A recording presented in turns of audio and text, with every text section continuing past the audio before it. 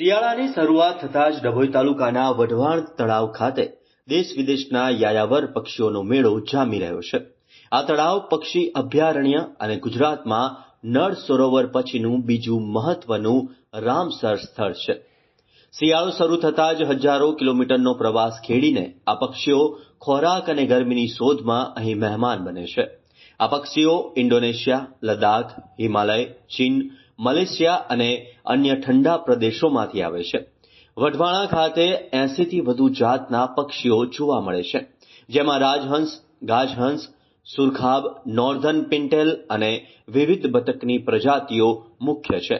તો પક્ષીઓના આગમનથી તળાવનું કુદરતી સૌંદર્ય અનેરૂપ બની જાય છે.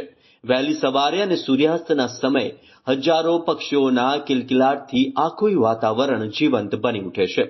પક્ષીઓ કોઈ સરહદ વિના અહીં આવીને પ્રેમનો સંદેશો આપે છે. તેવું માનવામાં આવે છે કે આ તળાવનું ઐતિહાસિક મહત્વ છે, કારણ કે તે આશરે 100 વર્ષ પહેલા વડોદરાના રાજવી મહારાજા સયાજીરાવ ગાયકવાડ ત્રીજા દ્વારા સિંચાઈના હેતુથી બનાવવામાં આવ્યું હતું.